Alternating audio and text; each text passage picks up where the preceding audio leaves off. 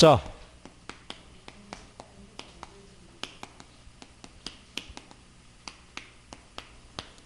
최저 포트폴리오라는 거는 이 효율적 전선하고요. 무차별 곡선의 접점에 의해서 포트폴리오 효과라는 게 발생할 때요. 여기서 얘기하는 이 효율적 전선이라고 있어요. 효율적 전선 또는 효율적 프론티어 또는 효율적 투자선 다 같은 표현인데요. 시험에서 나올 때는 효율적 전선이라고도 나오고요. 효율적 프론티어라고도 나오고 효율적 투자선이라고도 인용을 다 한 거예요. 자, 얘는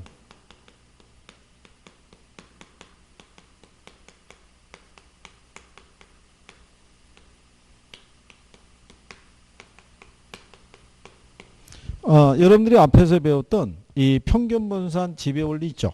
얘를 충족시키는 이 투자안을 연결한 선이 있죠. 그걸 우리가 효율적 전선이라고 그래요.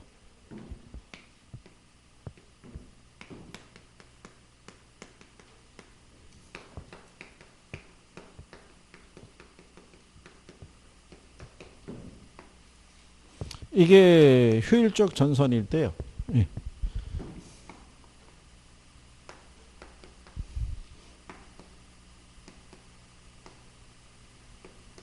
이렇게 이제 선화해 보게 되면 B하고 C가 주어져 있죠. 우리는 B하고 C 두 개 투자한 중에서 뭐를 선택한다? 우리는 B를 선택해요. 그죠? 편차가 같잖아요. 편차가 같으면 수익이 큰 애 있죠.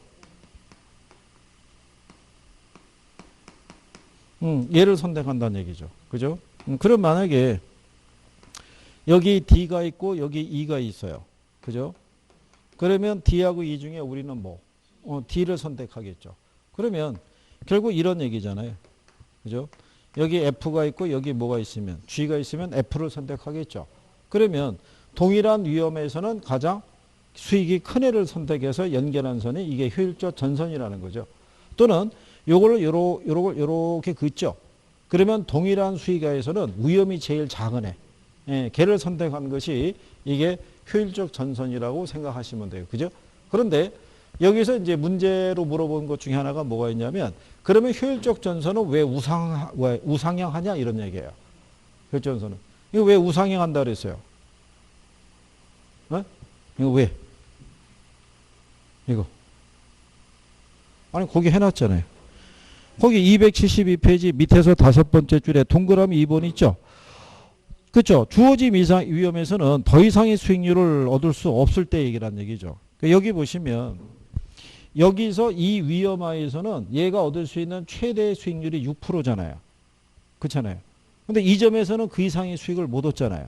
그럼 더 큰 수익을 얻으려고 그러면 더 큰 위험을 감수해야 된다고요. 무슨 말인지 아시겠나요? 그래서 기울기가 우상향한다라고 얘기해 주는 거예요. 거기까지 시험상에서 이 표현은 한 2번 나왔어요. 왜 우상향하는지에 대해서. 그 다음에 두 번째가 나오는 게 뭐냐면 이 무차별 곡선이라는 건요. 투자자 개인의 위험에 대한 태도 있죠. 이게 반영된 거를 무차별 곡선이라고 그래요. 아까 여러분들이 위험 회피적인 투자자와 위험 추구적인 투자자와 위험에 대한 태도를 반영한 무차별 곡선의 기울기를 보셨죠. 위험 회피적일수록 무차별 곡선의 기울기는 가파르잖아요. 완만하면 우리가 위험 추구적이라고 그랬죠. 그래서 이런 식으로 이렇게 접하는 두 개의 점이 있잖아요. 그래서 얘가 B고 얘가 A라고 가정했을 때 A와 B 중에 누가 더 위험 회피적이라고 할 수 있겠어요? A가. 그렇죠? 상대적으로 위험을 기피할수록 얘가 무차별 곡선의 길이가 가파르고요. 원점에서는 상대적으로 가까운 곳에 위치해요. 원점에서 멀리 떨어져 있으면 위험을 추구하는 스타일이라고 보시면 돼요. 그죠? 그러니까 얘는 상대적으로 위험도 크지만 뭐도 큰 거. 예, 수익도 큰 투자를 선택하고요. 위험 회피적인 투자자는 상대적으로 위험이 작은 투자를 선택하는 거예요. 그래서 이제 여기까지는 뭐 지문 정도로 한번 인용이 됐나? 그런 정도인데 여기까지는 인용을 자주 해줘요. 그래서 근데 실상 이게 연결이 되어 있는 거예요. 아까 우리가 부동산 투자론에서는 일반적인 투자자를 누굴 얘기했어요? 위험 회피적인 투자자 얘기했었죠. 예, 여기 있는 평균 분산 지배원리는 위험 회피적인 투자자에게만 적용이 되는 논리예요. 그죠? 나머지 위험 중립적이거나 위험 추구적인 투자자는 이 논리가 적용이 안 돼요. 그렇잖아요. 그래서 그 사람에게 적용할 수 있는 게 이거고. 그죠? 이거를 반영한 게 바로 뭐라는 얘기예요? 최저 포트폴리오. 그래서 뭐 그런 내용 정도로 보시면 되겠고요. 네. 그 다음에 이제 뒤로 넘어가셔서 274페이지에 가시면 부동산 포트폴리오라고 해놨죠. 지난번에 여쭤봤지만 부동산은 지역성과 개별성이 강하죠. 포트폴리오를 구성하는 게 쉽다 어렵다. 쉽다 그렇게 해놨. 거의 굵은 글씨로 해놨잖아요. 274페이지에 밑에 세 번째 줄에 보면 부동산은 지역성과 개별성이 강해요. 그래서 주거용 부동산, 상업용 부동산, 토지라든가 여러 개의 다양한 유형으로 구성이 되어 있기 때문에 분산 투자하기가 상대적으로 용이하고요. 예, 그리고 지역성이 있어서 서울도 강북과 강남으로 나눌 수도 있고요. 또는 수도권과 지방으로 나눠서도 투자할 수 있어요. 그죠? 다만 이제 이 부동산 포트폴리오의 한계라는 건 무슨 얘기냐면 주식은 우리가 이 분할해서 투자할 수 있어요. 포트폴리오를 구성할 때. 그렇잖아요. 한 번에 다 올인해서 투자할 필요가 없잖아요. 이번에 주식 한 100만 원치 투자하고 다음에 1000만 원 이렇게 나눌 수 있는데 부동산은 포트폴리오 구성할 때는 한 번에 많은 돈이 들어간다는 얘기죠. 분할할 수가 없다라는 거. 그리고 대부분의 투자 기간이 장기라는 거. 뭐 그런 점에서 차이가 있다라고 보시면 되겠죠. 그 다음에 옆에 275쪽에 가면 재산산분법이라고 있죠. 이거는 그냥 포트폴리오 기법 중에 하나라고 보시면 된다 그랬어요. 이게 최저 포트폴리오는 아니라고 그랬죠. 예금과 주식과 부동산에 나눠서 투자하는 거는 여기서 나오는 안전성과 수익성과 환금성이 있잖아요. 평균값을 내보면은 세 개가 비슷해요. 예, 그래서 최저 포트폴리오는 아니다. 일반적인 포트폴리오 기법 중에 하나다. 예, 이렇게 구별하시면 될 거예요. 그죠? 자, 여러분들이 뒤에 276페이지에 가면은 거기 문제로 확인하기 이렇게 돼 있죠. 예.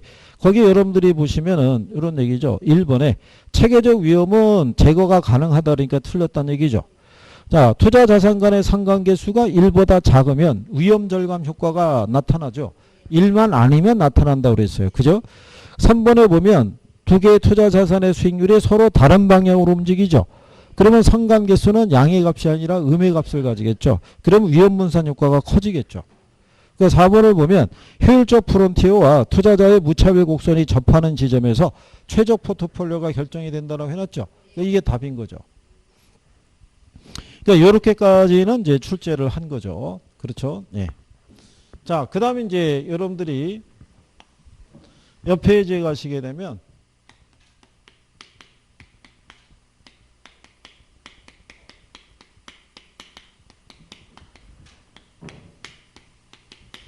예, 부동산 투자 분석을 위한 기초 이렇게 되어 있어요. 그죠? 그러면 이거는 이제 왜 배우시냐면요. 우리가 투자를 결정하는 시점하고요. 수익이 발생하는 시점이 서로 틀려요. 그러면 이게 거기에 따라서 현금 흐름의 가치가 또 틀리게 나타나죠. 일반적인 예로는 뭐라고 얘기하냐면요.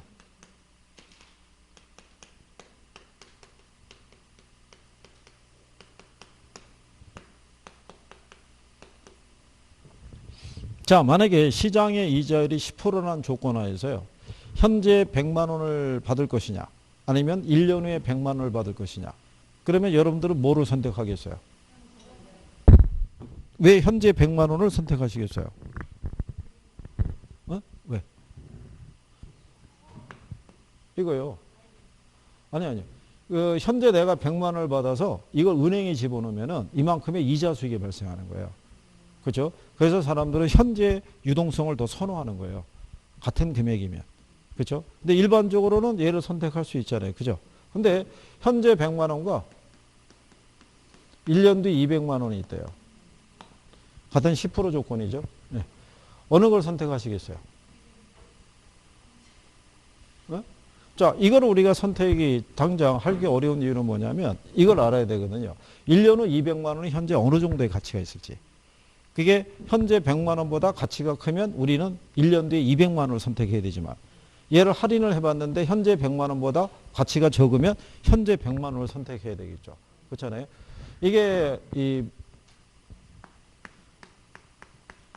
현재 가치를 계산하려고 그러면 이 현가계수라는 걸 대입해야 되는데요.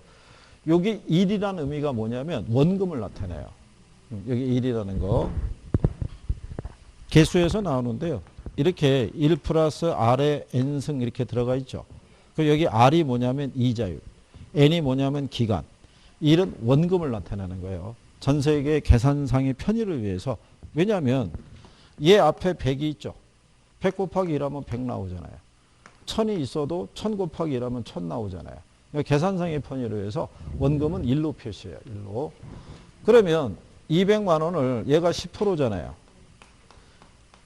할인율이니까 소수로 바꿔야 되니까 100분의 10 개념이니까 0.1이겠죠. 1승이니까. 그럼 1.1로 할인하잖아요. 할인하게 되면 약 한 109만 원 나와요. 그러니까 뭐 반올림 하게 되면 110만 원 정도 나올 수 있겠죠. 그죠? 그러면 1년 후 200만 원이 현재 100만 원보다 가치가 크잖아요. 그럼 우리는 1년 후에 200만 원을 선택하는 게 더 합리적이라는 거예요. 근데 이런 부분이 왜 필요하냐면 부동산을 거래하다 보면요. 계약금, 중도금, 잔금식으로 지급이 되죠. 근데 잔금을 한 달 이내에 줄 수도 있지만 6개월, 1년 단위로 줄 수도 있어요. 그럼 거기에 따라 돈의 가치가 달라질 수도 있어요, 없어요? 달라질 수도 있죠. 그러니까 그런 기본적인 개념을 누가 알고 있어야 돼요? 중개업자들이 알아야 될 거 아니에요. 그죠? 그래서 그 부분을 여러분들이 확인을 하는 거예요. 그죠? 그러면 가령 예를 들어서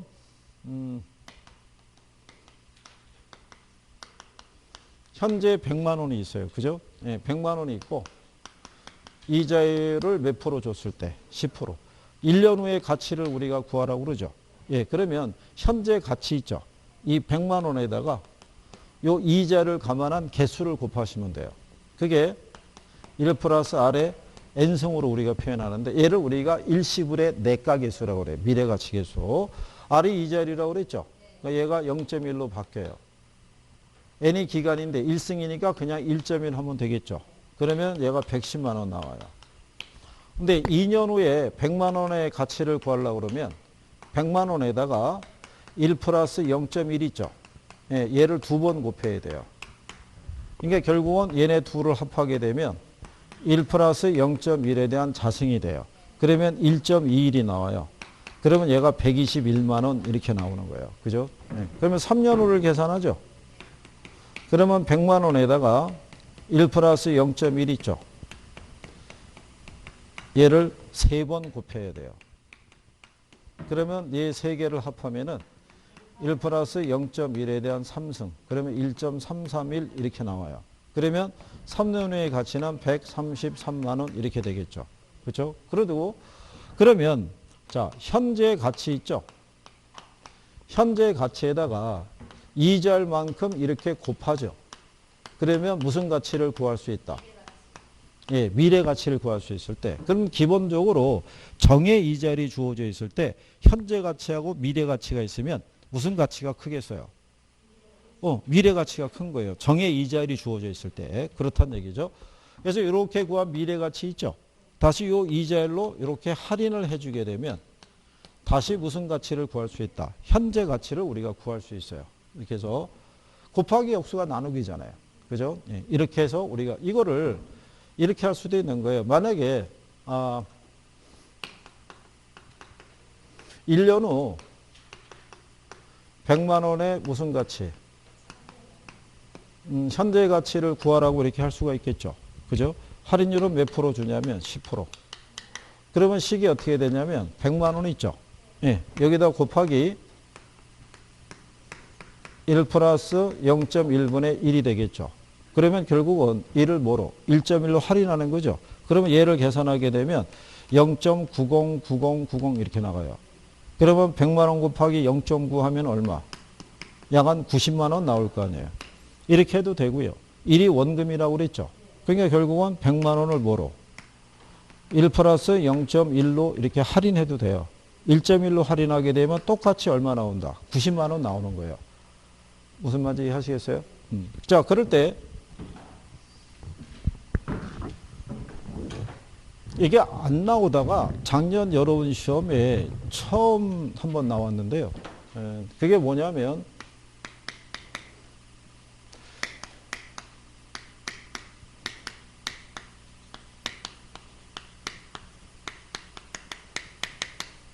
미래 가치하고 현재 가치를 계산할 때요. 이 미래 가치 있죠? 얘는 현재 가치와 이자율과 기간에 따라 틀려져요. 여기 보시면 얘가 100만 원이죠. 그러니까 110 나왔죠. 얘가 1000만 원이면 1100 나와요. 1억이면 1억 1000 나온다고요. 그러니까 미래 가치는 현재 가치가 클수록 얘가 커져요. 그죠? 얘가 10%일 때는 110이죠. 15%면 115 나올 거 아니에요. 그러니까 이자율이 높을수록 미래 가치가 커져요. 그 다음에 1년일 때는 110이죠. 2년일 때는 121이죠. 3년일 때는. 예, 그러니까 기간이 길어질수록 미래 가치도 커져요. 그런 내용이에요. 자, 그랬을 때 지금 우리가 여기서 1년 후 100만 원의 현재 가치를 구할 때는 이게 90만 원 나왔다고 그랬죠. 그럼 만약에 2년 후 있죠. 2년 후 100만 원에 대한 현재 가치 있죠. 이거 계산하면은 100만 원을 1 플러스 0.1에 대한 제곱이 있죠. 1.21로 할인하죠. 예, 그러면 약 한 82만 원 나와요. 그렇죠? 예, 그런데 얘가 100만 원이니까는 90만 원 나왔잖아요. 1000만 원이면 900 나올 거라고요. 그러니까 얘도 이 현재 가치라는 애 있죠. 예, 얘도 미래 가치하고요. 할인율하고 기간에 따라 틀려지는데 미래 가치가 클수록 얘가 커져요. 그죠? 그런데 얘가 할인율이 10%니까 90이죠. 할인율이 20%면 90이 안 나오겠죠. 예, 뭐 83만 3천 원 이렇게 쭉 나온다고요. 그죠? 그러면 할인율이 커지면 이 가치가 작아지는 거예요. 그럼 반대로 할인율이 작아지면 가치가 어떻게 돼요? 커지겠죠. 이게 작년 시험에 나온 거예요. 할인율이 클수록 현재 가치는 작아진다. 맞는 표현이죠. 예, 그래서 그 내용이죠. 그리고 기간이 1년일 때는 90이지만 2년일 때는 82만 원이죠. 예, 그러니까 기간이 길어질수록 가치가 작아지는 거예요. 그러니까 얘는 기간이 짧아질수록 이 가치가 커지는 거예요. 무슨 말인지 이해하시겠어요? 예, 그러면 얘가 조건이 세 가지죠. 얘가 조건이 세 가지잖아요. 그러면 오지선 다 구성이 돼요. 박스로 주든가. 예, 그래서 아마 출제자가 그거를 한번 활용하기 위해서 이거를 내지 않았을까 싶어요. 답은 아니었고 맞는 지문으로 줬는데. 왜냐하면 여기도 많이 냈거든요. 여기도 예, 많이 냈기 때문에 추가로 저런 게 한번 등장할 때 우리가 간단하게 맞출 수 있어야 돼요. 그렇죠? 예, 그래서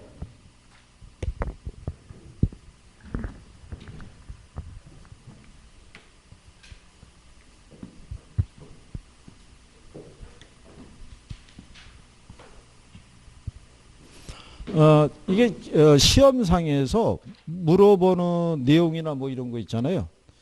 예, 거기서 나오는 우리가 기출 같은 거를 정리할 때는 거기서 나오는 지문을 잘 분석을 해야 돼요. 그러니까 저희 입장에서는 강의를 하는 입장이니까 지문이 나왔을 때 평상시에 안 들어왔던 지문이 갑자기 들어온다는 얘기는 출제자들이 암시해 주는 거랑 똑같을 수도 있어요. 활용하겠다. 그러니까 대비해라.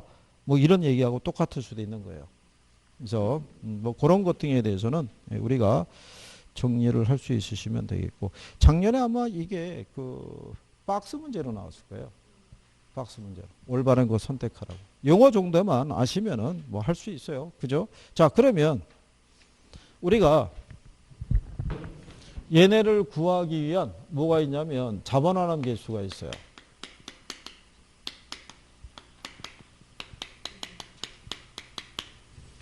자, 복잡한 거는 안 할 거예요. 근데 이게 이런 게 있어요. 만약에 할인율이 몇 프로냐면 10%잖아요. 그럼 아까 왜 1년일 때 있죠? 1.1이었고 2년이면 3년이면 4년이면 5년이면 뭐 이렇게 돼요. 그래서 이제 예전에는 최소한 여기 5년 정도까지는 연습을 시켰어요. 예, 대비를 하시라고. 이렇게, 왜냐하면 그 이전에는 주로 3년까지 많이 줬어요. 그래가지고 이렇게 해드렸는데 출제자가 한번 낸 거예요. 냈는데 할인율을 7%로 준 거예요. 뭐 7%면은 그잖아요. 100분의 7이니까 0.07일 거 아니에요. 네, 근데 이제 학생분들은 익숙했던 표현이 달라지면 싫어해요. 뭔가 복잡해질 것 같다는 생각이 들면 역시 그 단어를 싫어해요. 그죠? 그래도 기본적인 건 해야 돼요. 그래서 여기 보면 미래가치 구하는 것 있죠. 네. 얘가 세 가지 있어요. 일시불의 미래가치 개수가 있고요. 그 다음에 연금의 미래가치 개수가 있고요. 그 다음에 감채 기금 개수가 있어요. 그 다음에 현재가치 구하는 게 또 세 가지 있어요.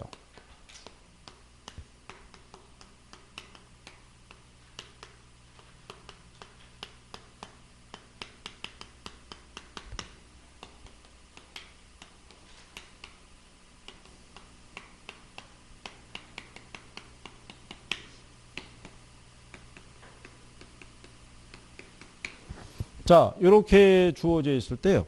예, 여기서 일시불 있죠. 예, 일시불의 의미라는 거는 뭐 이런 거예요.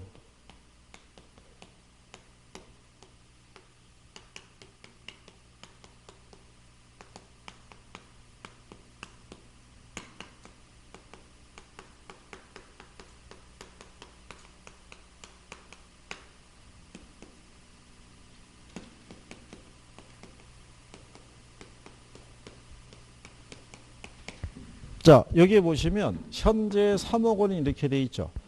자, 일시불의 미래가치 개수는 현재 1원에 N년 후에 가치를 구할 때 써요. 뭐 이자율이 이제 주어지고 그랬을 때. 그리고 여기 보면 현재 1원이라고 그랬죠. 1이 뭐라고 그랬어요? 원금. 그러니까 현재 얼마라는 거예요? 3억짜리 주택이 그죠? 매년 만약에 5%씩 가치가 상승한다 그러면 3년 후 또는 5년 후 얼마가 되겠느냐? 여러분들이 은행에다가 현재 1억 원을 예금을 불입했어요. 이자를 5% 준대요. 그러면은 3년 후에 원금 1억과 이자 합쳐서 내가 얼마 찾을 수 있을까? 이런 거예요. 그러니까 금액이 하나만 주어져요. 현재 3억이라는. 근데 여기 있는 연금이라고 해놨죠. 얘는 뭐가 들어가냐면 얘가 들어가야 돼요. 매라는 표현이 들어가야 돼요. 그러니까 매기라는 거는 매월 또는 매년 있죠. 그러니까 연금이라는 게 뭐냐면 여러분들이 적금 불입하죠. 예를 들어서 매월 50만 원씩 3년 만기 적금에 가입했어요. 이자율이 한 2% 준대요. 그러면 3년이 만기 됐을 때 나는 원금 이자 합쳐서 얼마 찾을 수 있냐 이거예요. 그러니까 여러분들이 불입하는 적금액의 합계 있죠. 총액을 구할 때 쓰는 거예요. 총액을. 그래서 항상 연금을 나타낼 때는 매라는 표현이 들어가요. 매년 얼마씩, 매월 얼마씩. 그죠? 그러니까 이런 거예요. 1년, 2년, 3년, 4년, 5년 그러면 여러분들이 만약에 매년 100만 원씩 몇 년 동안 5년 동안 적립했죠. 그러면 이자율이 주어졌을 때 이 돈의 합계가 얼마냐 이거예요. 그러니까 뭐를 구할 때 쓰는 거예요. 예. 그래서 연금은 이 총액을 구할 때 쓰는 거예요. 총액. 그럼 여기 있는 요 감채기금이라고 해놨죠. 감채기금의 의미는 빚을 갚기 위한 저축 개념이에요. 갚기 위한. 그러니까 이거는 얘하고 그래서 반대인 거예요. 이거를 만들기 위해서 거꾸로 얼마씩 내가 저축해야 되냐 이런 얘기예요. 뒤집어서 얘기하면은 여러분들이 이런 얘기예요. 5년 후에 갚기로 하고 500을 빌려왔어요. 그죠? 그럼 나는 5년이라는 기간 안에 500 만들어야 되죠. 그러기 위해서는 내가 매년 얼마씩 저축해야 되냐 이런 얘기예요. 그러니까 이 총액을 나눈 할부금이 있죠. 예, 이거 구할 때 쓰는 게 감채인계수의 논리예요. 네, 다음 시간에 얘기해 드리겠지만 그래서 얘네가 역수라고 얘기하는 거예요. 그래서 일단 일시불하고 연금이 있죠. 예, 그거는 일단 구별을 하시는 게 필요하고요. 예. 자, 그 다음에 이제 역수 있죠, 역수. 역수에 관한 설명은 다음 주에 또 추가적으로 해드리겠는데 얘하고 얘하고 역수예요. 그 다음에 얘하고 뭐하고 그 다음에 얘하고 역수예요. 그래서 우리가 지난번에 이모티콘 그려줬었죠. 이렇게 역수라고. 예? 예. 그리고 이론적으로 봤을 때 제일 많이 나온 애가 얘예요. 예, 저당상수. 얘는 한 대여섯 번 나왔어요. 얘는 이쪽에 이론으로 나올 때 얘가 안 나온 적이 없어요. 저당상수는 원리금 균등 상환 방식이 있죠. 여기에서 이거 구할 때 쓰는 거예요. 원리금. 그러니까 융자금에다가 뭐를 곱하면 봤죠? 여러분들이 자신 있는 거는 목소리가 굵게 나온다고요. 자신 있으면. 분리하면은 아무리 기다려도 아무 소리도 안 나오는데 자신 있으면은 선생이 물어보기도 전에 대답을 확 하는 거예요. 그죠? 원리금 이렇게 구할 수 있는 거예요. 얘가 제일 많이 쓰는 거예요. 그죠? 연금의 현재 가치 계수는 뭐 구할 때? 얘는 잔금 비율 또는 미상환 저당 잔금 구할 때 써요.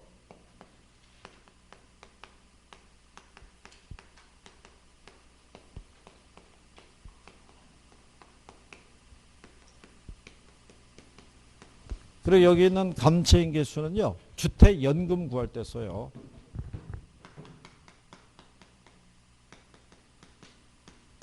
우리가 보유하고 있는 집을 담보로 맡기고 생활비 쪽으로 연금 형식으로 대출받을 때 있죠. 과연 5억짜리 집을 담보로 했을 때 내가 매달 얼마씩 연금을 받을 수 있을까? 이거 계산할 때 감채인 개수를 써요. 예, 그런 정도는 기본적으로 정리는 조금 되셔야 돼요. 그렇죠? 예. 그리고 이제 280페이지 가시면 하단에 잔금 비율하고 상환 비율이라고 있죠. 예, 걔도 시험상에서 인용을 하니까 기본적인 것만 이번에 해보죠. 자, 우리가 잔금 비율은요. 1 마이너스 상환 비율로 구할 수 있다고 그랬죠. 그리고 상환 비율은 1 마이너스 잔금 비율로 구할 수 있을 때 식을 이렇게 쓸 수 있다는 얘기는요. 이거를 알고 있을 때 상환 비율이 얼마고 잔금 비율이 얼마라는 걸 알고 있을 때 이 식을 도출할 수 있어요. 1이 원금이라고 그랬죠. 예. 그랬을 때 상환 비율이 30% 상환했대요. 그럼 남아있는 잔금이 70% 남았을 거 아니에요. 그럼 남아있는 잔금이 70% 남아있으면 상환이 30% 했다는 얘기잖아요. 그러니까 두 개를 더하면 1이 나오겠죠. 그죠? 이게 여러분 시험에 3번 나온 거예요. 잔금 비율과 상환 비율을 합하면 1이 나올 거예요. 이게 대출 원금이잖아요. 이걸 0이라고 해서 틀리게 준 적도 있고요. 1이라고 맞게 출제한 적도 있는 거예요. 이걸 모르면은 우리가 계산을 해야 돼요. 계산을. 그럼 여기서 잔금 비율 구하려고 그러면 뭐를 써서 계산할 수 있겠어요? 이 개수 중에.